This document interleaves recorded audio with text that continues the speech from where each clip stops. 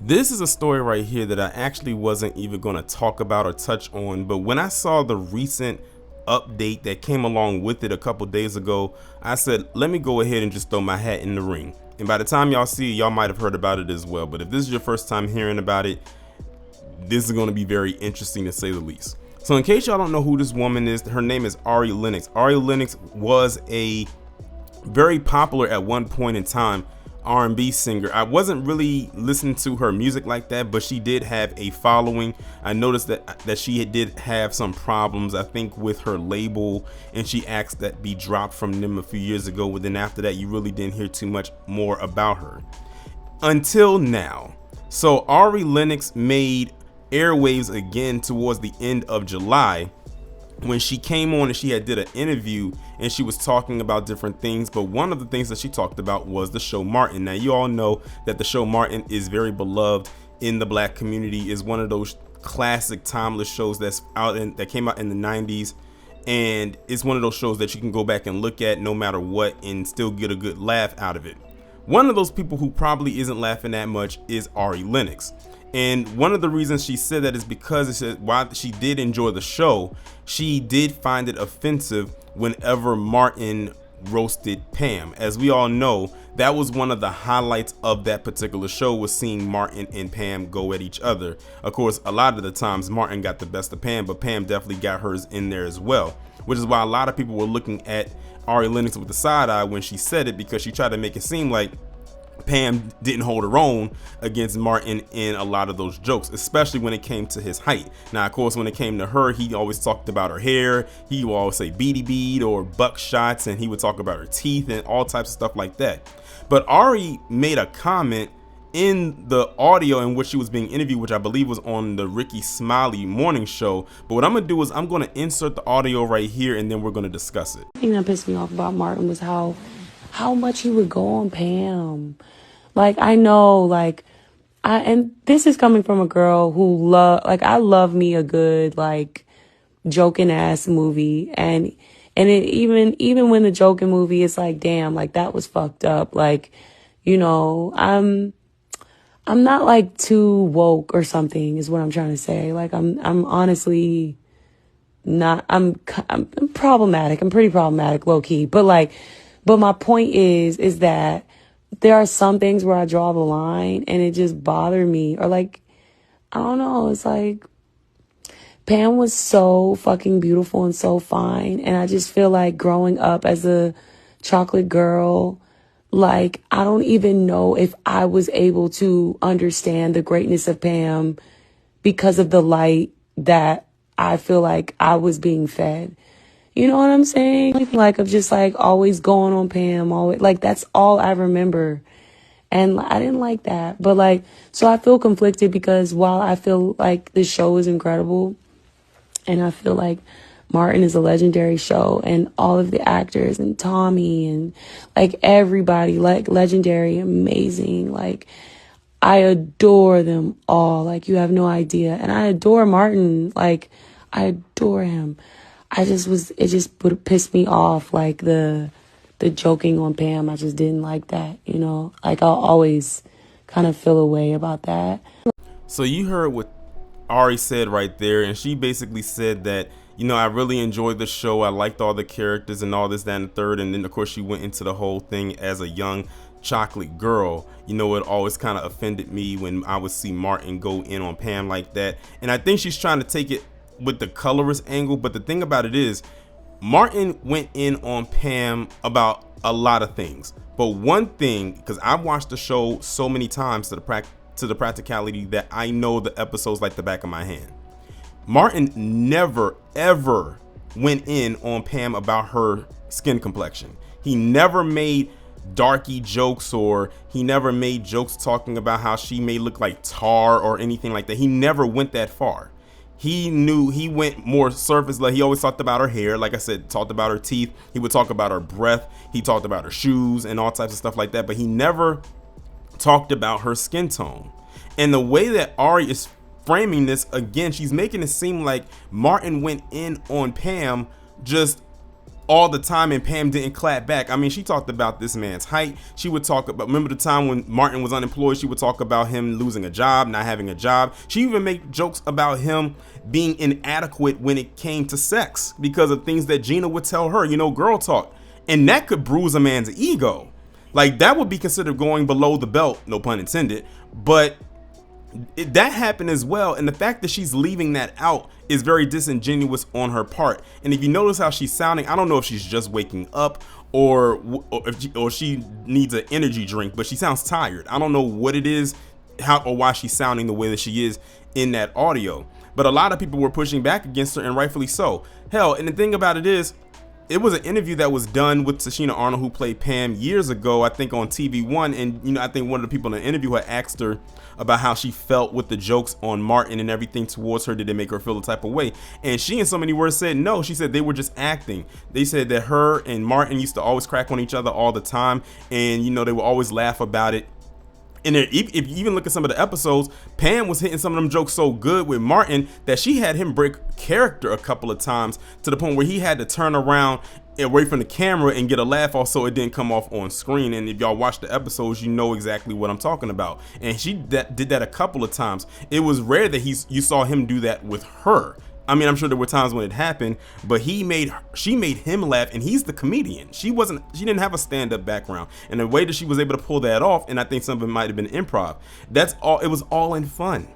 And to this day, to my knowledge, Martin Lawrence and Tichina Arnold are still very good friends. So if Tichina doesn't feel a way about it, then Ari, why do you feel a way about it? And then what made it even worse is that you had some people come online and was just sitting up there agreeing with it. And I'm like, oh my God, y'all, we really not about to do this. So naturally people clapped back against her, and it is what it is. And it's like, why are you going way back there to bring up something for a show? Mind you, Martin has been off the air since 1997.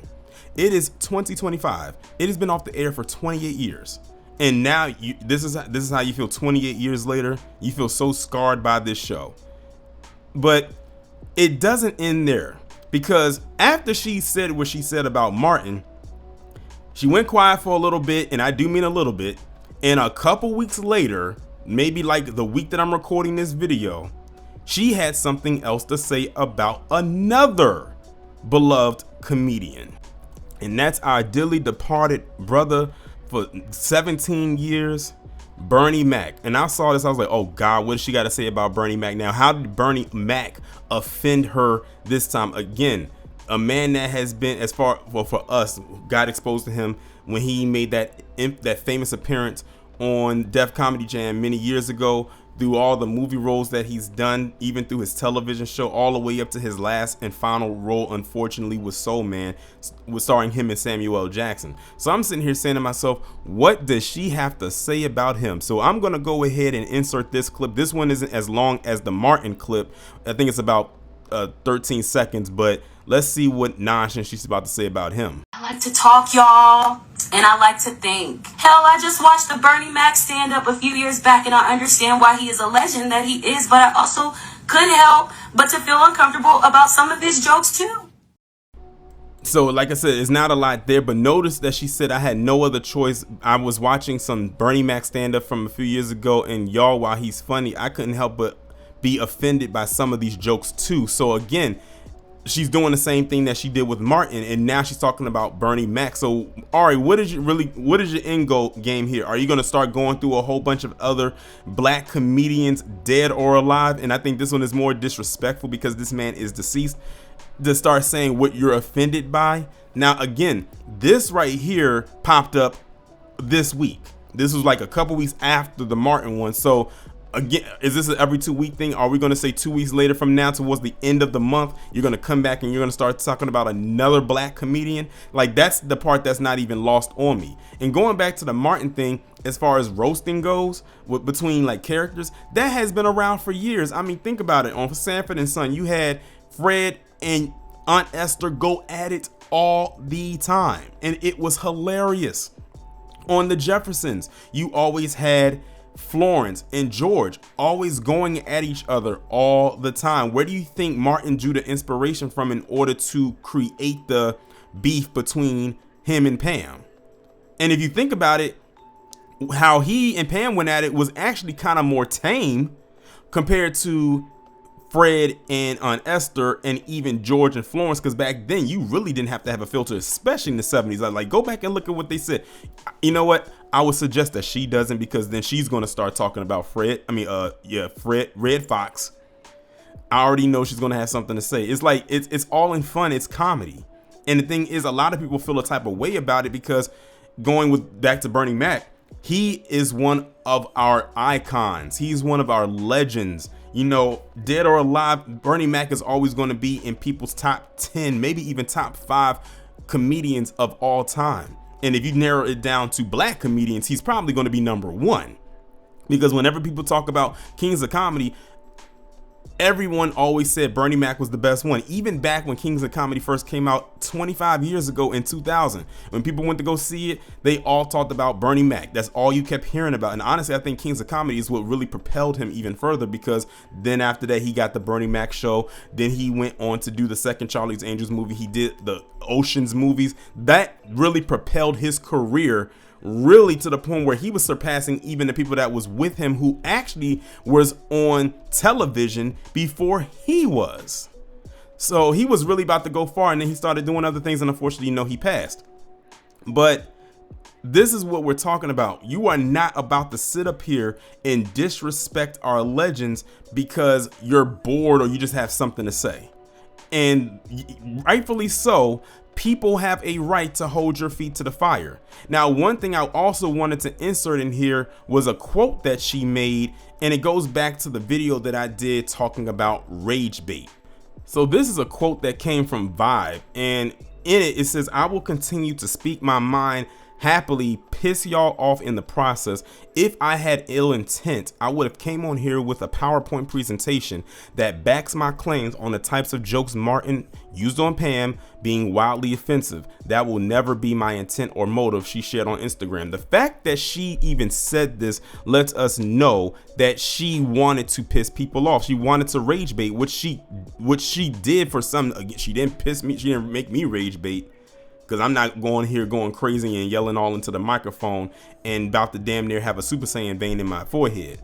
But the fact that she said, happily piss y'all off in the process, like she seems proud of what she's doing and what she said.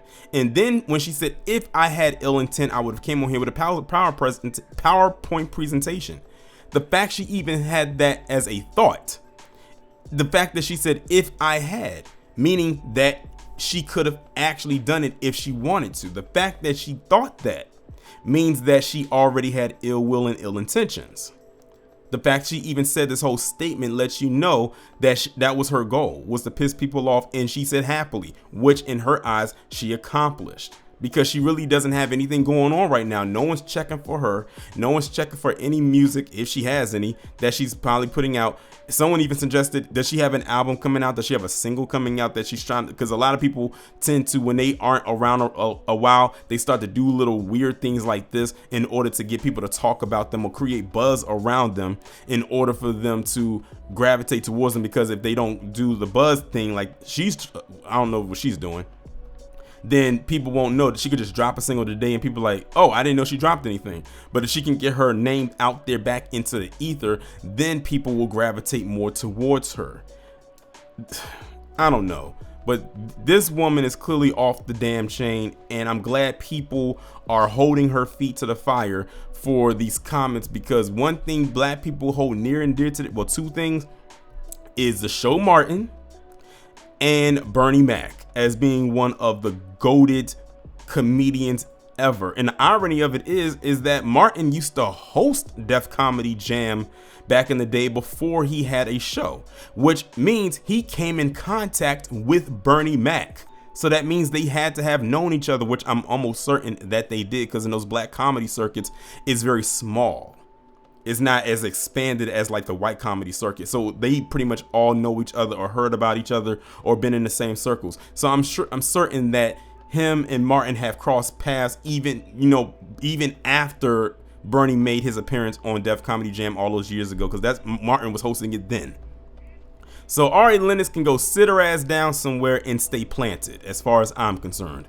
Y'all let me know what y'all think about this down in the comments, and I'll talk to you in the next one.